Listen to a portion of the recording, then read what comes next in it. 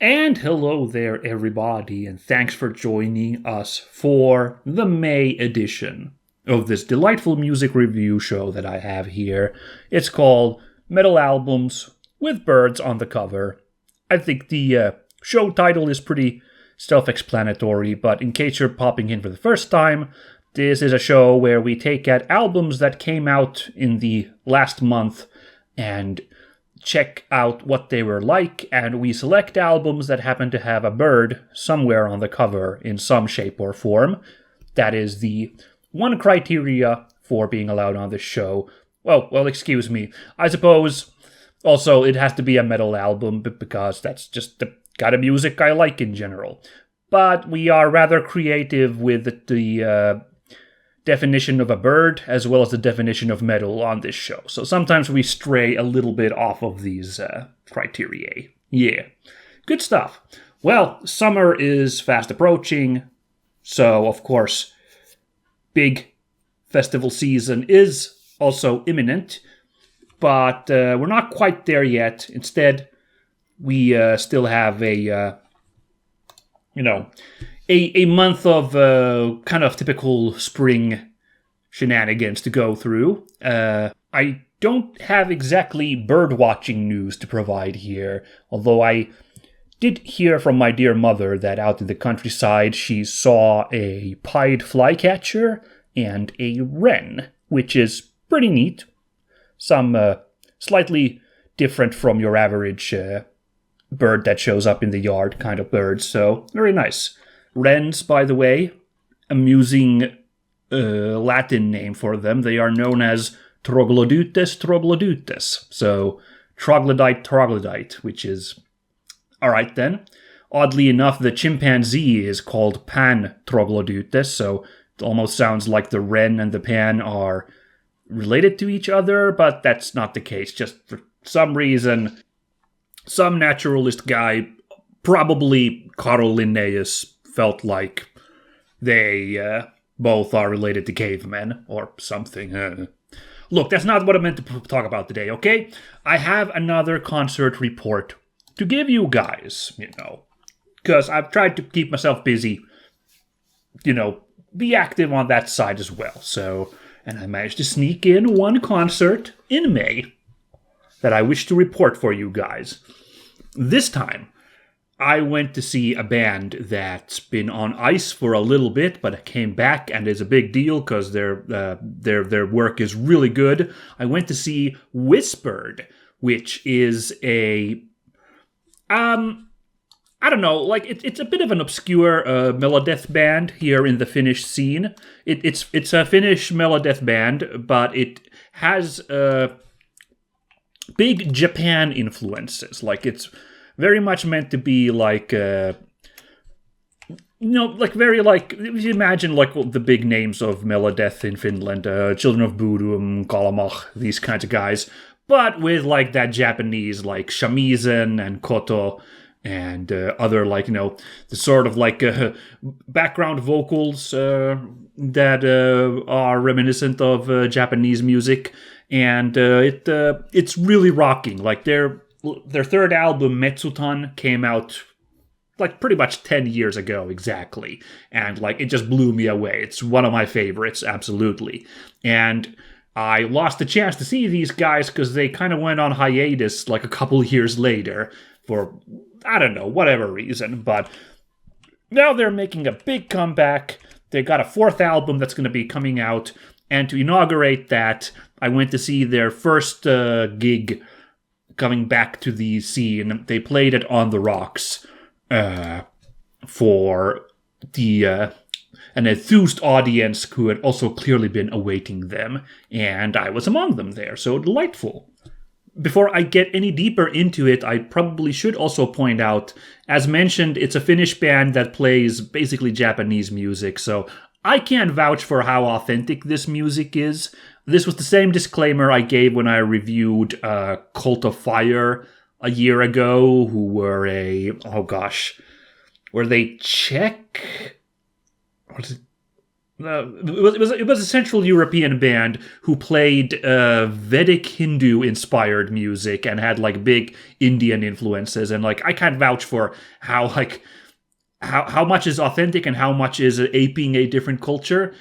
I do know that I've seen clips of Whispered performing in Japan, and the local crowd seemed to eat it up. As far as I can tell, they are quite popular in Japan, so I think it's fine. And as far as I can tell, like, the guys at least are into the scene, because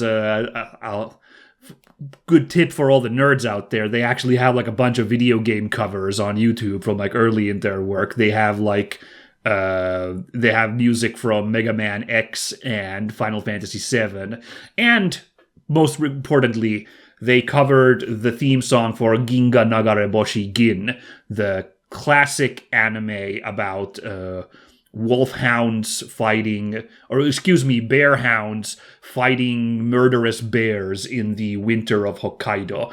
A anime series which played back here in Finland back in like the late 80s, early 90s, and is a big cultural touchstone for the Finnish anime scene. So it's of course they had to cover that song.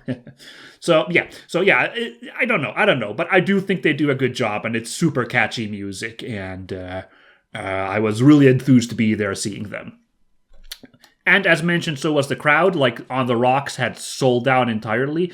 I've reviewed this place earlier in the past. It's not a huge venue, but to get it sold out is still, I'd say, a pretty good sign. And there were some people dressed up for the occasion. I saw a few people wearing happis or other like Japanese, traditional leisure wear. I saw a couple guys with kabuki face paint on them, and I saw one woman with a Hello Kitty t-shirt who was, of course, the baddest of props for her for that choice. Myself, I had a Gundam t-shirt that is a black and white image of the Master Gundam from Mobile Fighter G Gundam, and it has the Japanese kanji for darkness on it. I thought that was suitably edgy while also being very nerdy and Japanese to wear for this occasion. So, yeah. Before Whispered, there was one warm-up band that I had not heard of before, but it was interesting. It was called Inthraced, and right off the bat, I need to give props to the people booking these gigs. Good job on having two bands that both have a past participle as the band title. That's good synergy. Although Inthrace, I don't think is a real word, but the structure is still there, I don't have a lot to say about this band, except that, they were competent and their music was catchy, so I was happy with it. But they're a melodeath band, like another classic cut from the cloth Nordic melodeath band. So some really juicy, like dual guitar work and some big synth fills. Sadly, they didn't have a live keyboardist, but like they had pretty strong backing tracks. I would describe it a little bit like cosmic metal, if you can use that epithet. Like, it's got a bit of a spacey vibe in the synth that's playing in the background that like made it kind of have like a little bit of cosmic energy. Reminds me of Brumir, which I've talked about on some of these live show reports, has similar kind of energy. And yeah, they're pretty promising as far as I can tell.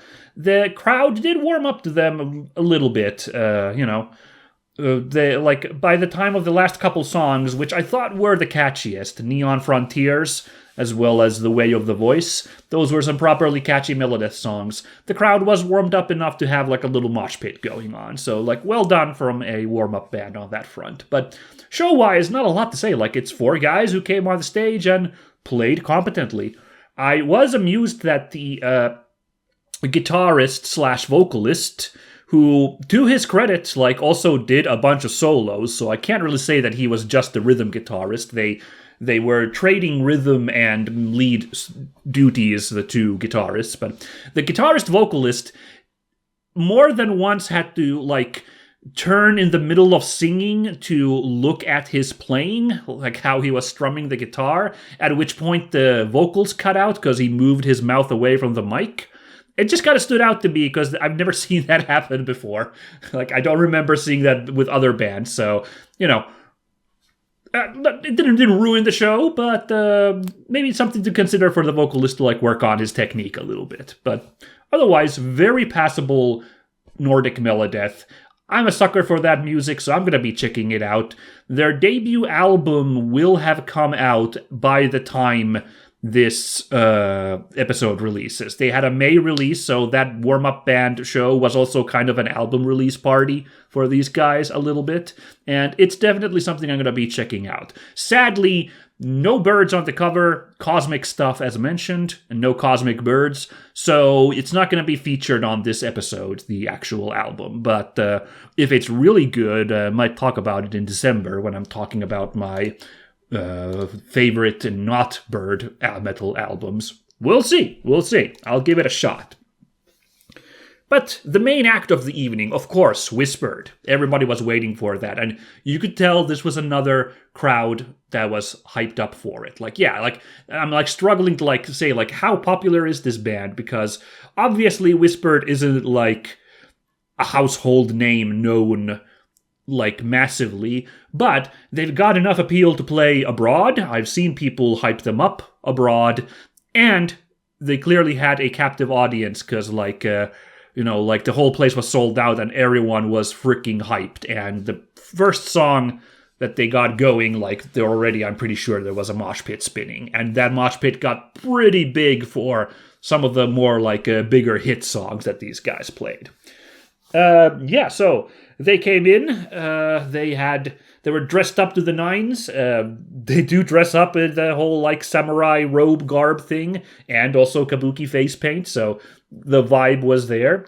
The band has a new bassist as well as new drummer. I don't know if that affected why the band went on hiatus, what the deal there is, but apparently a little bit of a lineup change happened just before they started up again, so there you go. But yeah, I could not tell that until he later, I think, mentioned something about somewhere I heard later on about there being new band members, but I couldn't tell. The band worked fine as a unit in this new lineup and kicked off right away. They played the one single that's been released from this upcoming album that's coming, Ikikaere, and it's a fine song. It was a fine opening. I enjoyed it. But you could tell when the second song kicked off, it was the first song off of their previous album, Metsutan, and it's called Strike. It's one of their favorites. I have it on authority that this is one of their big hype up songs. And that got definitely everybody going, because it's also a really nice, hard-hitting, fast-playing Melodeath song. So people were jazzed. The music selection was pretty evenly between the second album and the third album, of which the third one is the one I own, and it's my favorite. I'm less familiar with their older stuff, but it sounded fine live. And they sprinkled in a few songs from this mysterious upcoming album. Based on what I saw, listened more properly, this new album is going to be a little bit of their trashed, lost, and strung out phase, to compare them to Children of Bodom.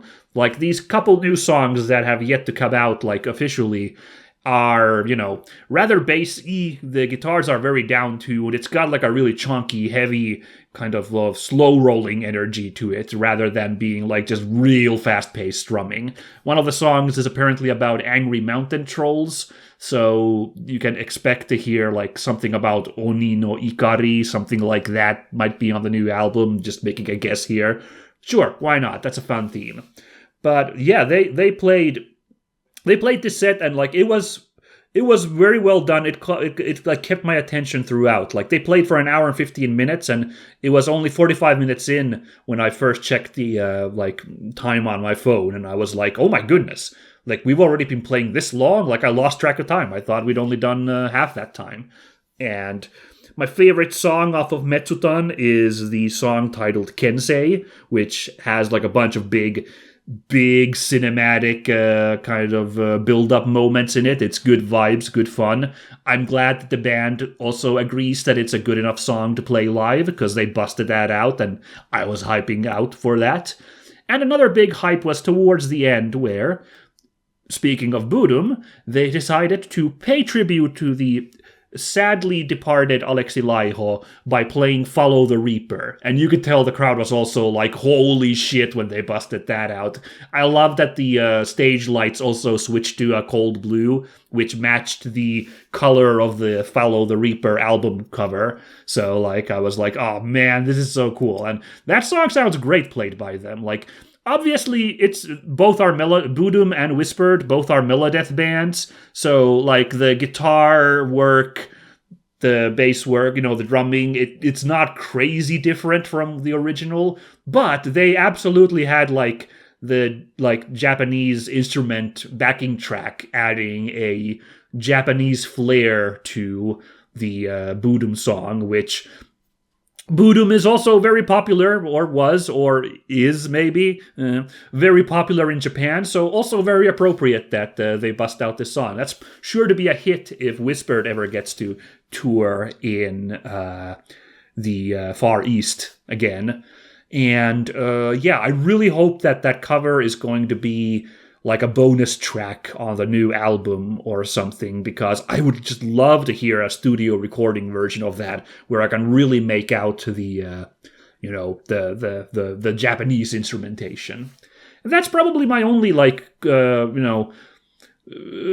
criticism or wish for different in this show. Like, I've been saying this a lot with bands lately, but I wish that backing track stuff was provided by like a live show, like someone playing it live. Maybe not all of the various more ambient stuff, or the kind of like more kind of keyboardy stuff. Maybe, I don't know. But like some of those Japanese instruments would be fun to hear live. I realize it's probably not easy here in Finland to find a shamisen player, nor one who's like, yeah, okay, I'll go on tour with a metal band. That's where I want to, apply my shamisen talents. So I can understand why they have backing track use for those instruments, but it'd still be fun. So I hope these guys can like consider like maybe spring for some special show someday to have like a guest musician providing some of this stuff. It'd be neat. Something to consider, I'm sure. But yes, in conclusion, great to have this band back. Great that I got to finally see it live. It's been, again, like for 10 years, literally. I bought that album when it was new, and it was like, wow, this is good. So good to finally hear it live. And Whispered, by the time this album comes out, their European tour will be done. They were touring in Germany and a couple other spots in May. That's wrapped up, sadly, so sorry about all you European listeners. Sorry for missing out. I couldn't get this message to you earlier. They are going to play a couple festivals here in Finland over the summer, and in September, I believe it was a UK tour that they'll be doing separately. UK and maybe Ireland, so anyone in the Isles, listening to this / watching this show, definitely something to check out to see if Whispered comes to your hometown. As for the new album that they keep hyping up, at the time I'm recording this, no word on when it's coming out, or what it's going to be called, or, of course, most importantly for this show, is there going to be a bird on the cover? Like, nothing is known about this album except that it is under works. So I am fingers crossed that there's going to be like one of those Japanese red-crowned cranes or something on the cover of this new album. Something to give an excuse that we can talk about it on our show, because this is a favorite band of mine, or, one of my faves, and it'd be so fantastic if I had an excuse to talk about it further, especially, any new music coming out. But for now, we'll just have to sit tight and see. But that's it. That's all. That's all I had. That's my opening for today and the concert report. We still have a review show to do, so I won't belabor that any further. Let's go over and look at / listen to the bird featuring metal albums that we got to enjoy in May. Please enjoy. Dear patron of the show, may I present to you Admiral Sir Cloudesley Shovell, and their 5th album, The Trouble with the Shovel. That's right, this band basically caught my eye.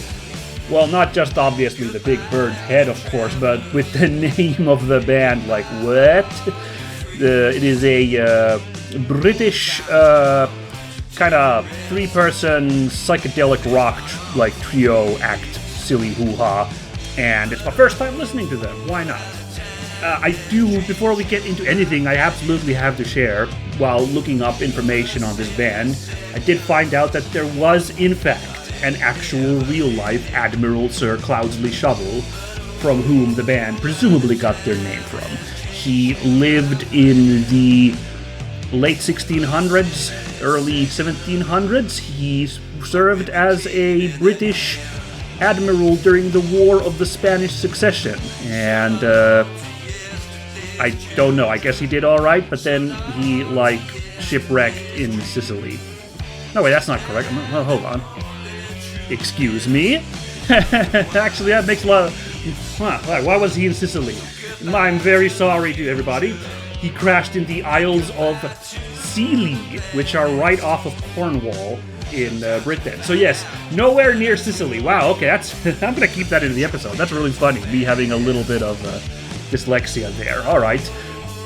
In my defense, I had no idea that there was an Isle of Scilly. Okay, I'm looking at it. There's over 2,000 people who live there, so apologies to all the Silonians, I guess.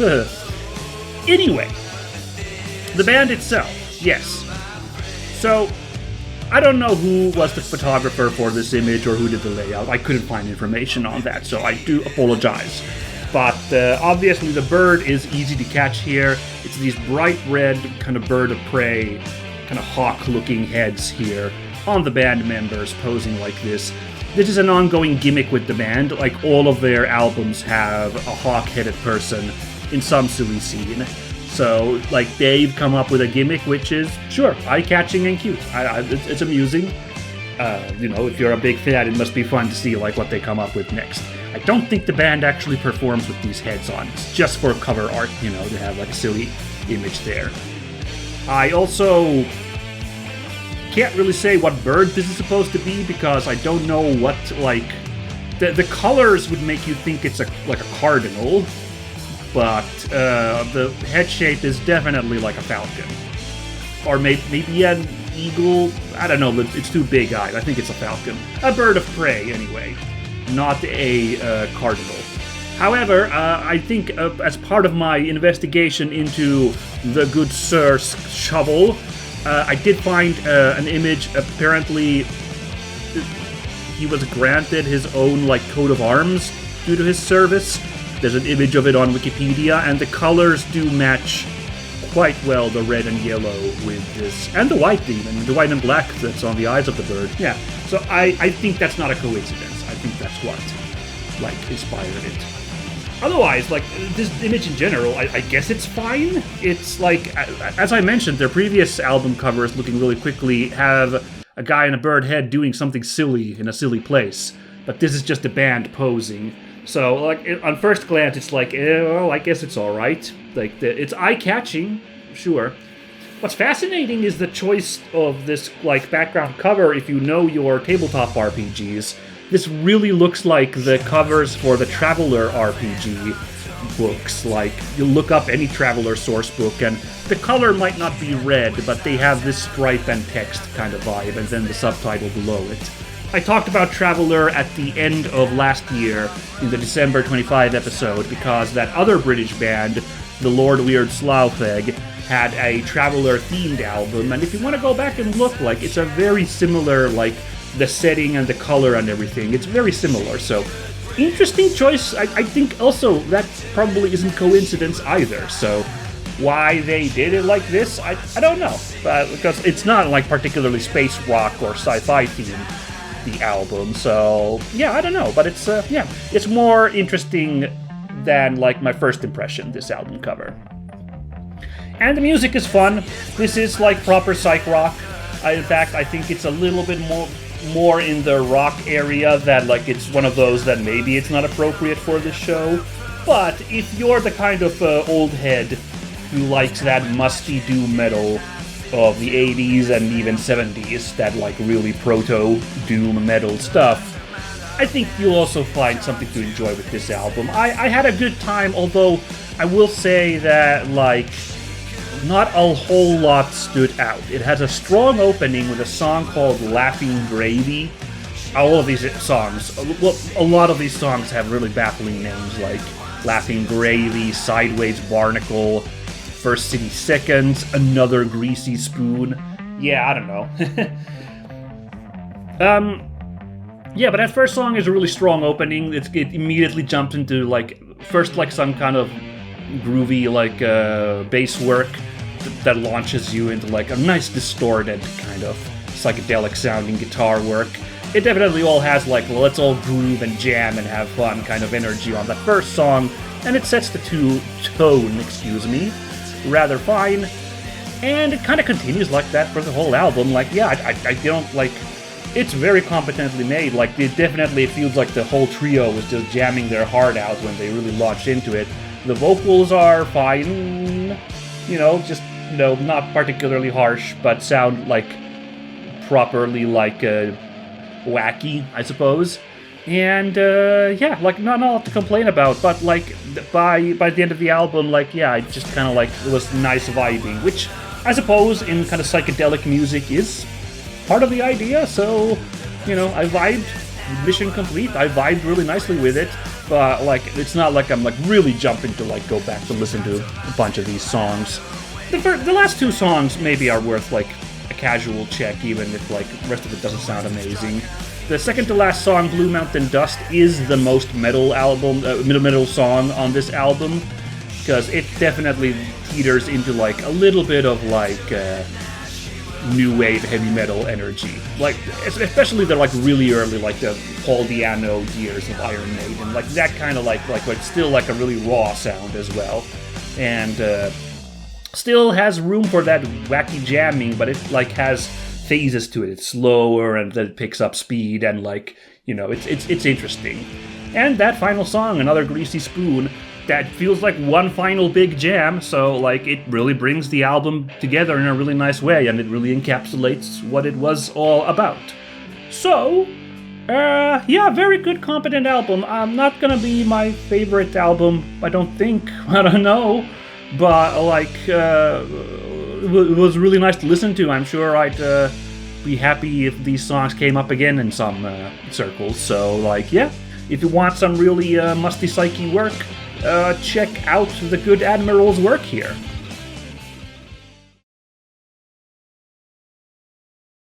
Now here is a cool album cover with a bird on the cover. I'm really digging this one. This is the Swedish death doom band Draconian with their 8th album, In Somnolent Ruin. Definitely they're a big name, like they're pretty prolific, having played for 30 years now, I'm pretty sure, but I haven't had a chance to listen to Draconian before this, so pretty exciting to take the plunge here, yes? So yeah, let's talk about the bird here. This painting is by the Italian painter Agostino Arrivabene, and yeah, this bird's interesting. It's right there in the dead center, resting on this lady's hand. And it's interesting because I'm not entirely sure what bird it is. Quick guess could be that it is a pigeon, but like its proportions are wacky, and the style is kind of wacky. It could be something like a grouse or a ptarmigan as well, maybe, or some kind of dove as well. Maybe like a well, not a rock dove. That's just a basic dove. But like, yeah, I don't know. I'm going with some kind of like fancier pigeon. I'm not a hundo sure here, I gotta admit.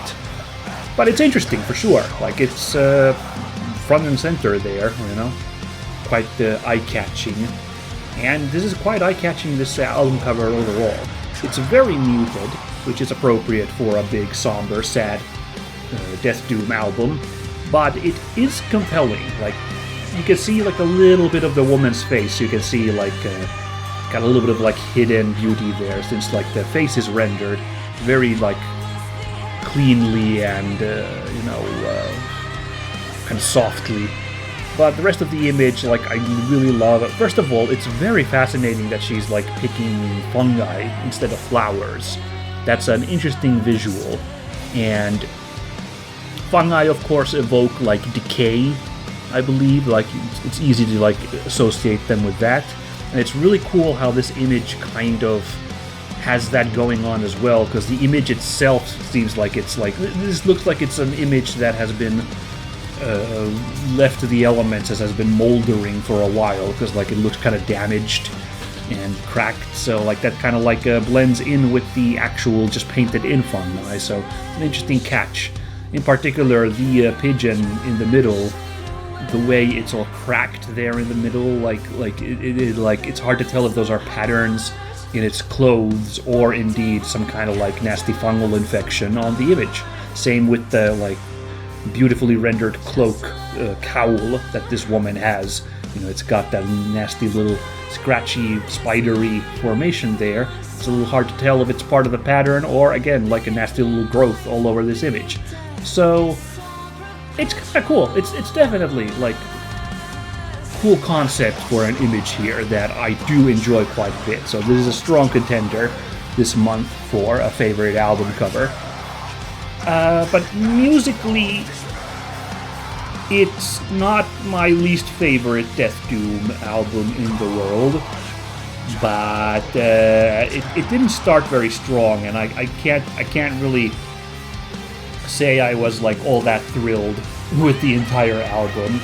It starts ominously, just like some spooky kind of ambient sounds, and a woman singing comes in, and then we bust into a pretty morose, pretty dark, slow, and plodding, doom metal song, with, you got those sad piano fills filling in the, pretty huge walls of, slow-playing dark guitars, and some pretty harsh vocals adding that death flair to it, but it does not appeal to me. I think, for the more Opeth and Swallow the Sun-minded audience out there, it might be worth checking out, but it just couldn't, really grab me with that opening. And it kind of struggles with that for a couple songs. Around the fourth song, The Face of God, though, I'd say things flip around, because now I find that there's a kind of a more palpable kind of beautiful melancholy, atmosphericness coming through. And I'm like, okay, yeah, it's improving itself. I absolutely could vibe with it. There's a nice break with a 2.5 minute long, just kind of kind of acoustic, piano focused, not huge walls of guitars kind of song in the middle on the 6th spot of the album. That's kind of interesting as well. And I would say that the album finishes greatly. The last two songs on the album are really those are in my wheelhouse. First one is Misanthrope River, which now has a really great balance of kind of really bleeding melancholy, but it has a real lovely grandeur. And the final song, Lethe, has the exact kind of letting go, sad kind of plotting vibes that are good from a final song on the album. So, it's I can't really recommend this album, I'm sad to say.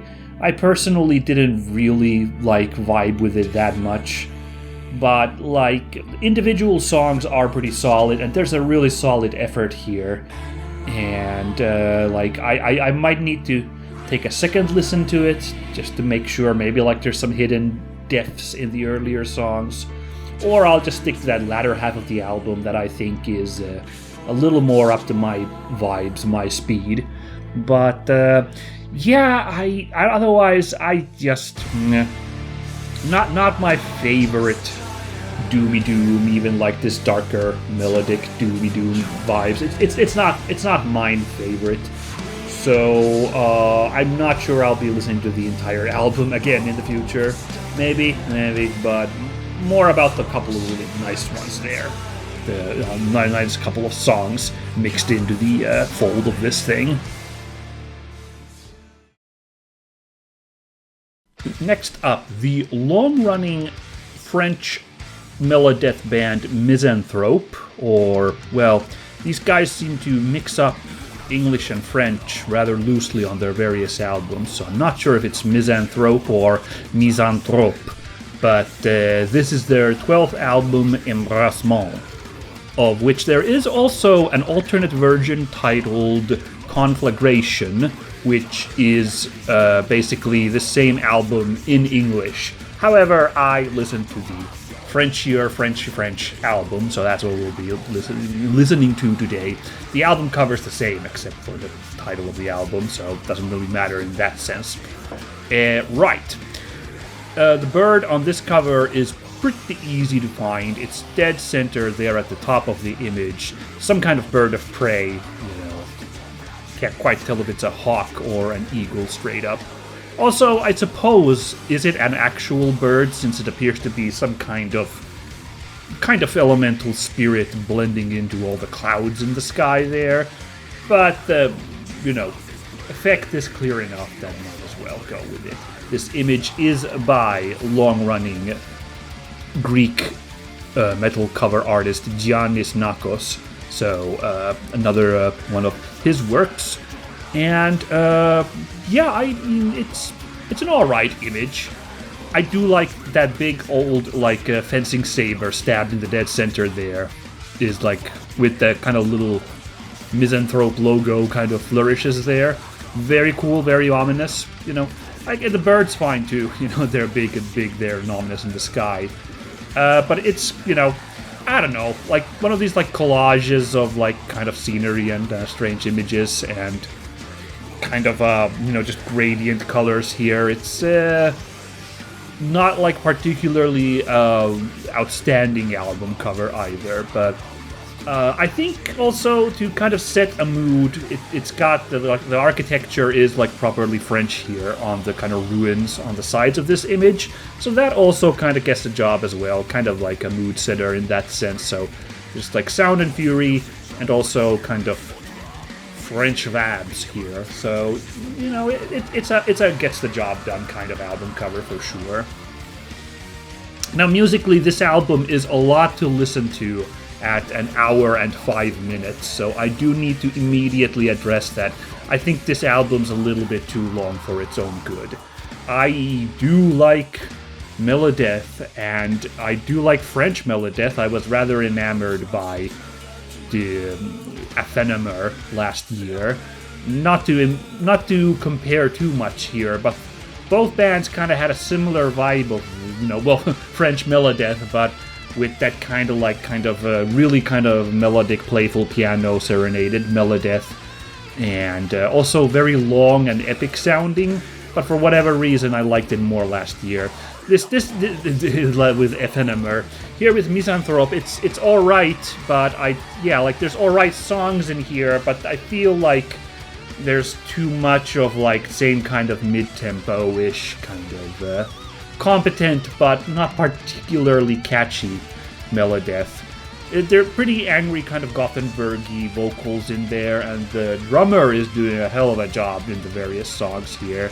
Even the kind of mid-tempo songs have good work there, and the interplay between keyboards and guitar is on point. So I feel kind of bad about saying this, but it just kind of the first 3 or 4 songs just kind of a streak of I don't know, and that's not really great that's how the album starts off. Songs that now having gone through it entirely, I'm what were these ones again, these 4 first songs? The 5th song, Rapace, then gets my blood flowing a little bit better. That was a first kind of fast-paced song, good, get the energy really going, and had juicy riffs there. And the single off this album is Comtesse Vampire near the end. That's probably the best song, as it's got a super catchy riff, and it shows that even their mid-tempo songs can have really gripping kind of vibes to them. So very strong vocals all throughout in that song, and good vibes all together. So yeah, good job on that. And the last 2 songs, really do a great job. L'affrontement is like the most Gothenburgy sounding one, with like just a really groovy guitar solo, hammering one last like real fast song near the end of the album. So that's a great way to like cap things off. And then the final song, Aube Nouvelle, is a really great, to counterbalance that last song, it's a really great kind of instrumental, kind of ballady, kind of groovy, kind of feel-good song to wrap things up with. So it's kind of funny, like I feel like this album's backloaded with the great songs. So definitely worth checking out for a Melodeath fan. I'm glad I listened to it too, and some of these songs will probably go in my rotation, but I can't help but say that like they were shooting a little too far towards the moon here by making such a huge album. This could have been tightened up a little bit more, and then I would probably have been pretty enamored with it. Next up, the Finnish blackened death metal band Se, josta ei puhuta, coming with their fourth album, Syvyyden portit on saatava auki. Never heard of this band before, checking it out for the first time. Let's go! Yeah, it's a rather stark grayscale image, so it might be a little hard to spot the bird, but I think it sticks out still pretty well there. A little bit at the bottom, kind of in the middle, there's like a little corvid hanging out next to the Grim Reaper person there. It's almost certainly a crow rather than a raven. That's because there is a song on this album called Varis, which is the Finnish word for crow rather than raven. So I believe often, because these two birds are very similar looking in art, but often it's rather a raven that shows up in art because that's kind of the more, I guess, more trendy Gothic bird. But this case, it's safe to say we got a crow here. It's interesting. It's not doing a lot, the crow in this image. It's not doing really its work as a carrion bird all that much. But it's interesting how it's providing like companionship for the Grim Reaper character here. Like it like, because the way they're facing each other, like it really is like at least the skeleton guy is contemplating this bird here. And the carrion theme, of course, comes through by a, carrion bird hanging out with an avatar of death. So, it's kind of good that way, that bird in this image. Like, its role isn't clear, but it definitely feels like it's got thematic weight hanging out in this image. And overall, I really do like this image. It's quite exciting. The like horrifying swirly thing in the middle there is kind of fascinating, and the way that like these figures are very nonchalant about it. So for our international viewers, Syvyyden portit on saatava auki translates to the gates of the abyss must be opened. And I guess that like black crescent moon there that's sucking everything in or has the swirly effect, you can assume that's probably the gates to the abyss, So like it's evocative. And I think what really pushes me with this image from like, oh, it's kind of cool, because it's cool. Again, the swirly image, this design for the Grim Reaper is fantastic, like a very fun, unique take on an avatar of death here. Bird's cute, as mentioned. What really pushes me through is I really love those two spindly kind of pine trees there on the left. That immediately sets this image more, like it's giving me a better idea of where we are, because those kind of pine trees and those very spindly ones like immediately put me in like some kind of like a bit dryish swamp here in the Nordics, which has trees like that standing around on their lonesome.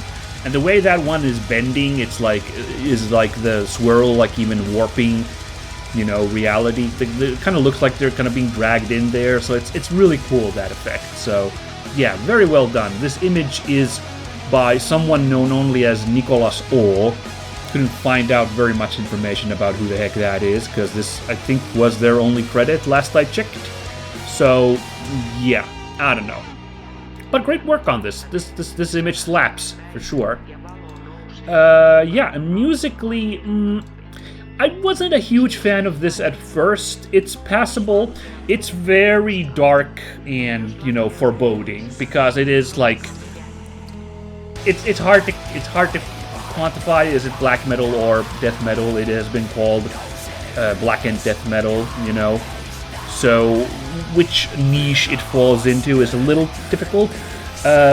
it doesn't have quite the like garbly like kind of like blast beat drumming of pure black metal, but it does have those like distorted vocals, and it has like a really dark and like pounding energy to it at times.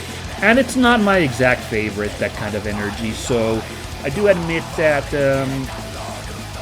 maybe at first I wasn't huge on this. Even that like aforementioned song Varis, which is the third song on this album, second real song, it starts with kind of an extended intro. It's like an intro, but it's an intro that already kind of has like a feel of what this band's gonna be like, with some of that intense playing and singing. So yeah, after like that and a couple songs, like, and even one that's about crows, I'm like, yeah, no, it's all right. They're playing well. It's got the perfect energy for this kind of music, but it's kind of not my speed. And I think right after that, it starts to win me over a little bit more. There's like some compelling variety in the kind of like energy. Like they surprise you with some surprisingly nice kind of like really like kind of death metal guitar riffs, or like death metal like solos, like big fun screaming solos leap out a couple times.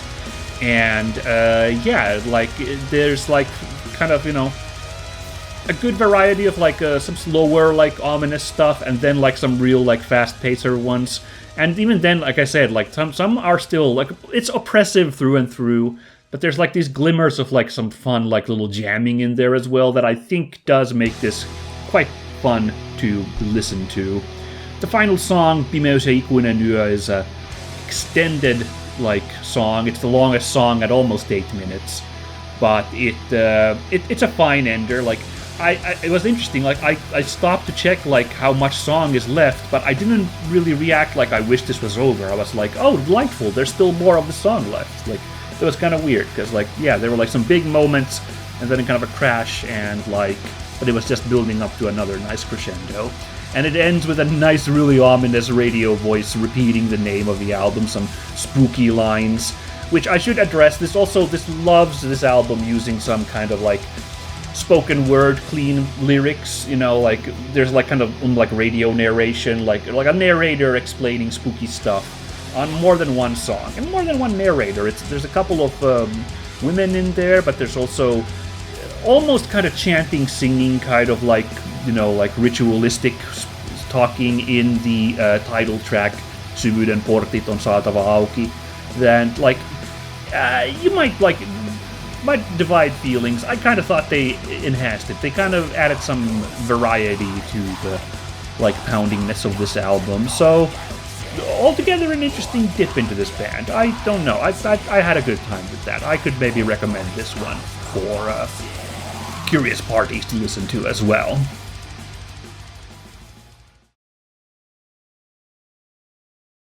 Alright, this is the time of the episode where we take a dip into a genre that isn't exactly metal, but is adjacent enough that I'm okay talking about it.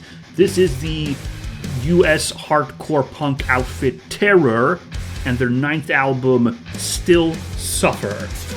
Cool stuff. Never heard of this band before, but like they've been active for over 20 years, and they seem to be a big name in the hardcore scene, which I'm not super privy to, so that's why I'm a little bit in the dark, but let's take a listen. I could not find information on the album cover here. I don't know who took this picture, and I don't know who made the layout for the image. Sorry about that. But the bird, I think you can find very obviously here. Like, there's really only one candidate. It is that eagle there on the top right as part of that emblem. Surprisingly, I think this is the first example of this, like, emblazoned eagle logo thingy that we've had on the show, which, it's a common motif, but for whatever reason it hasn't come up yet. Although I suspect part of it might be that, well, this kind of iconography classically has been used by some very politically unsavory types in the past, and that's why I'm a little leery when I see that, like, image used at times. I think this kind of hardcore punk outfit, I think it's fine, because I think this is a subversive use of that kind of imagery, which punk bands will do at times. So that's why I'm, feeling okay-ish talking about it here. Nothing about the, like, the only is that the music is very aggro, which, it doesn't necessarily mean anything, but like it's like a particularly angry music. But like I didn't find like the song titles, the themes, the quick look at the lyrics, I couldn't like find anything like dodgy there. So I think it's fine. So it's just like a subversive, like here's our band's logo kind of. Well, it's not the band's logo, but like here's like this kind of emblem, kind of signifying the kind of subversive like vibes of this band. Otherwise, this is a fine album cover for what kind of music we have here.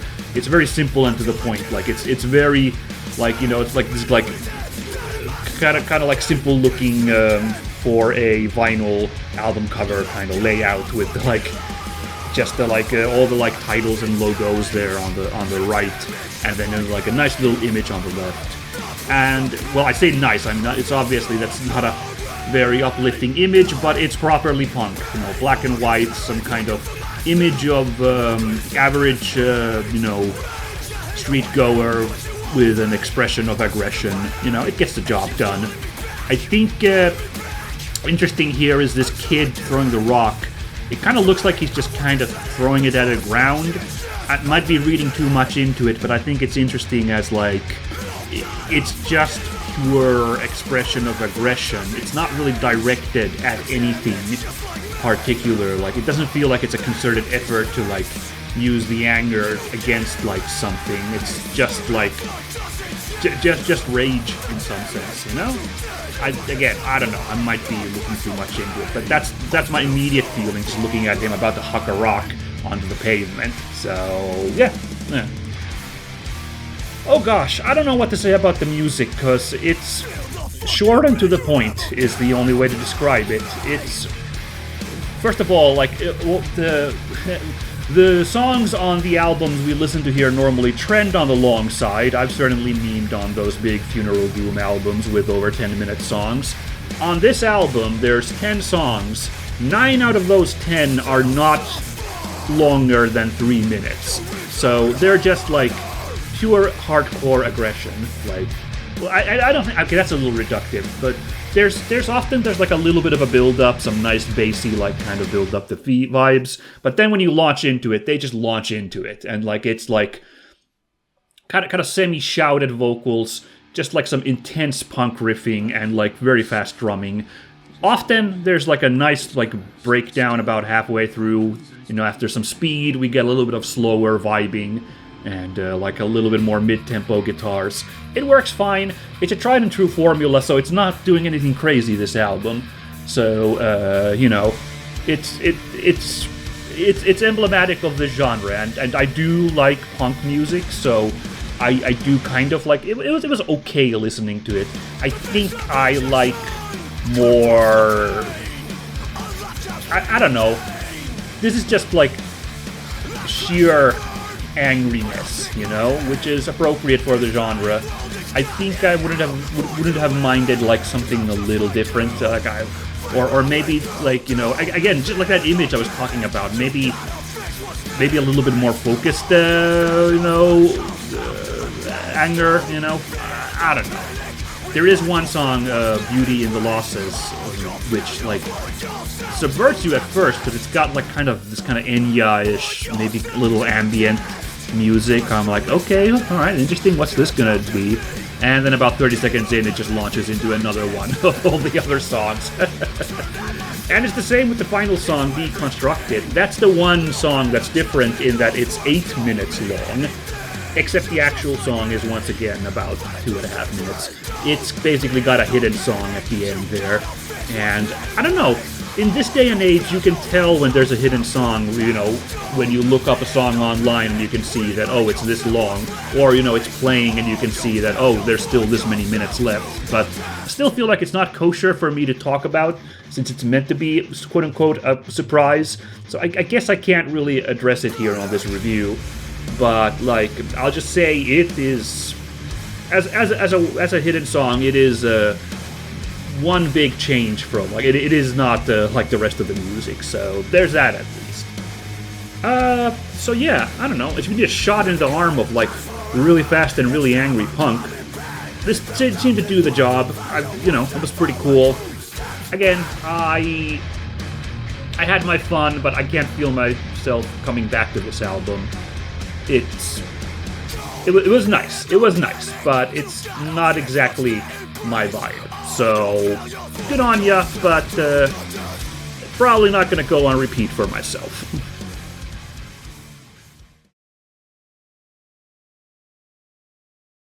Alright, we'll wrap this month up with a quick look back at a band we talked about earlier this year, Weedpecker, the Polish stoner rock band that won my heart with their 5th album, simply titled 5.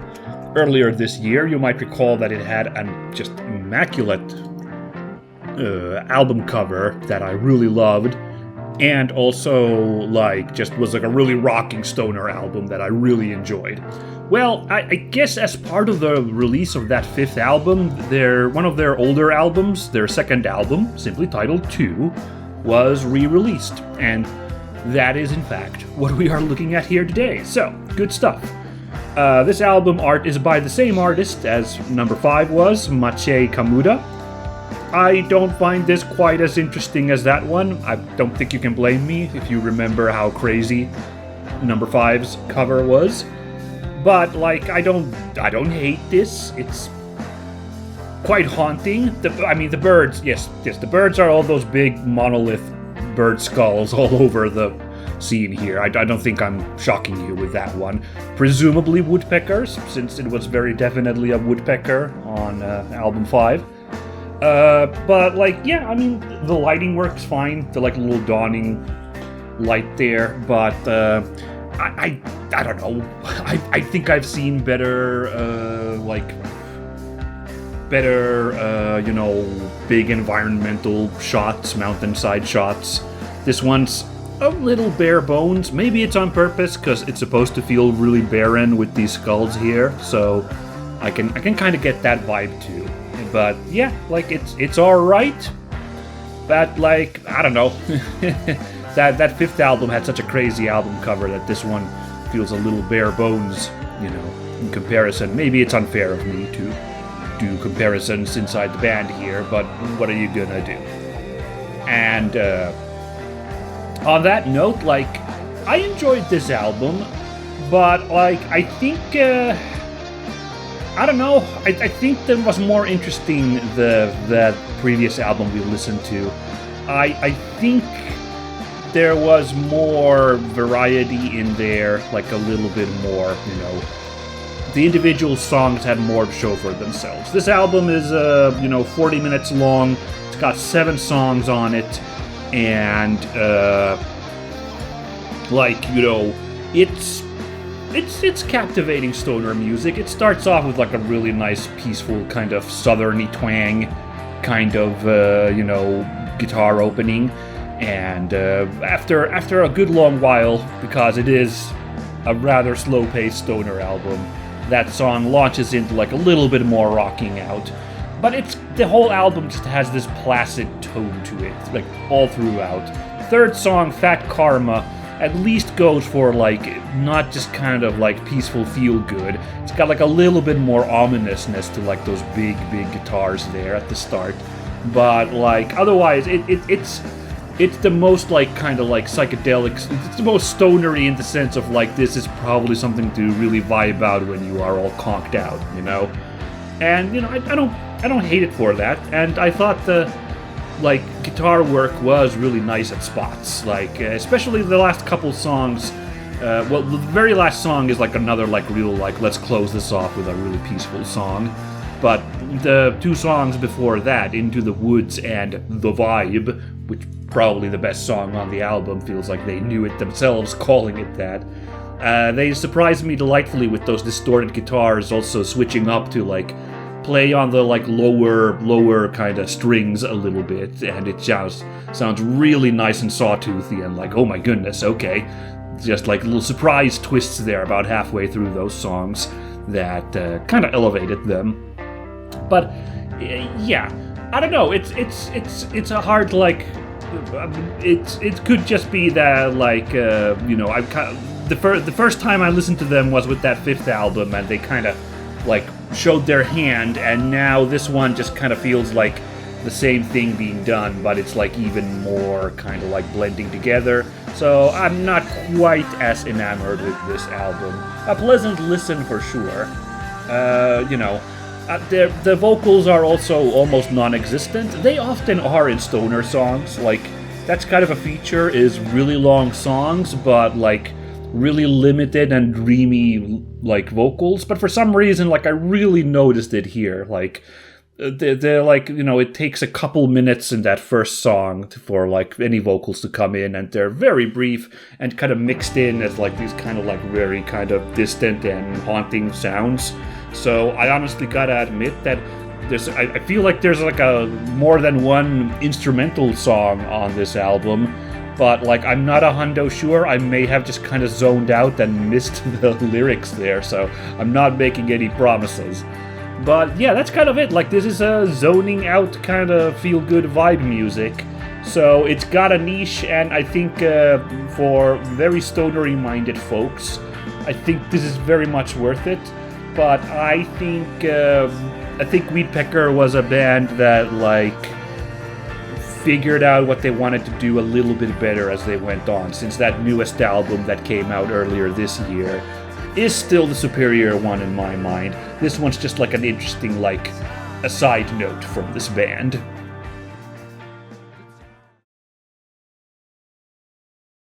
And with that, everybody, we come to the conclusion of our May edition of Metal Albums with Birds on the Cover in 2026. Hope you guys enjoyed it.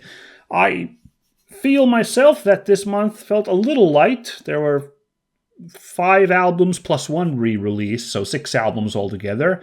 I don't know, I guess that's an alright fare for music to go through in a month. So hope there were some neat tips there for you guys. Let's talk about my favorite album cover and then my favorite album musically. It's a little... There's 2 big choices for my favorite here in the album cover-wise. Draconian and Se josta ei puhuta are the 2 guys in running here. I think I might give it to Draconian, and this is a little bit of a bird bias here, but whatever pigeon or ptarmigan or whatever that is a unique choice for a bird here. So that's immediately giving some, multipliers there. But yeah, just like this interesting... The way they have... Okay, it's an interesting, like, medieval type painting. And the way they have, like, those decay signifying, like, fungi in it instead of plants. And the way that kind of blends in with, like, the actual, like, kind of distressed, decayed look of the painting itself is a really nice touch. So, like, it's hard to say no to, like, something that creative, I feel like. So, like, I think Draconian manages to catch the win this month for the best album cover. Now, musically, this gets even dicier because I have to come clean that I don't think this was a very interesting month musically. I hate to say that, but all of these kind of had an energy of like, well, it's nice, or, well, there's good songs in here, but there's also a lot of chaff, so the entire album is a little hard to stomach. I don't like when I end up in this situation, because I do want to celebrate music on the show, but sometimes the dice roll this way when it comes to picking avian music, Like, there's been good albums this month. I would love to hype up Poison Ruin or Deaf Kids or something, but like those did not have birds on the cover. So I'm just gonna surreptitiously name drop those here as my little way to hype those up. But yeah, anyway, I think there's 2 in the running as well. Misanthrope, and Se josta ei puhuta, once again coming in hot there, the Finnish guys. And I am going to give it to the Finnish folks here, Se josta ei puhuta. Basically, there's like the one edge to Misanthrope is that the album is shorter, which is it seems like a douchey thing to say, but like they both had this thing going on where I thought the opening wasn't really that great, but the albums came together at the end, and I was like, kind of bobbing along by the end of it. And in light of that, if I think about re-listening to these albums, Misanthrope being an hour and 5 minutes comes off as more of a chore, like, unfortunately. Like I was saying in my review, like, the first thing I mentioned was that I think this one's a little bit too long for its own good. In that light, I think Se, Josta, Ei Puhuta is a more lean, streamlined package. So I think it's a more pleasant listening experience, in that light. I don't know, like, Terror was kind of fun, big punk rock energy. Admiral Sir Cloudesley Shovell was surprisingly fun, but I think I'll have to nominate this one, which actually like really made me go like hell yeah a couple times, and managed to like overall be like a nice run. So and maybe, is there some collusion by me giving the Finns the win here? I don't know. Yeah. But yeah, Se Josta Ei Puhuta gets my recommendation from this month. But all that said, if you preferred something else more, please do consider supporting the artists. I have tried to track down Bandcamp links when possible for these albums. If not, then other sources to get them. So, please do consider that. Please at least consider going and listening to the bands if getting an album is out of the cards for you. No worries. Whatever happened to be your favorite, definitely check them out. That's gonna be it for this month. June coming up next. Looking forward to it. I was looking that there's not going to be a dearth of albums this month, I think, unless something wacky happens. We'll see. But I hope you guys still tune in to listen in for what the summer brings. And indeed, on that light, I have to already preempt myself. The next episode might be coming a little bit late, might come out a little bit into July, a fair distance in, because next month is going to be Tuska Festival. But that's like at the tail end of June, 26th to 28th, I believe. Now, I do want to have the, coverage of my trip to Tuska be in the opening of next episode. But since that's like at the very tail end, I can't record the intro until, the very end of the month. So that might impact how soon I can get everything done with the June episode. Hope you guys are okay with that. It's the summer. What are you gonna do? But regardless, when that episode drops, I hope you guys will be there for that. For now, I will wish you a lovely start of, summer up here, mayhaps winter where you are, mayhaps nothing has changed if you live on the equator. It's all good, but still, a lovely beginning of June for you all, and I'll see you next time. Bye!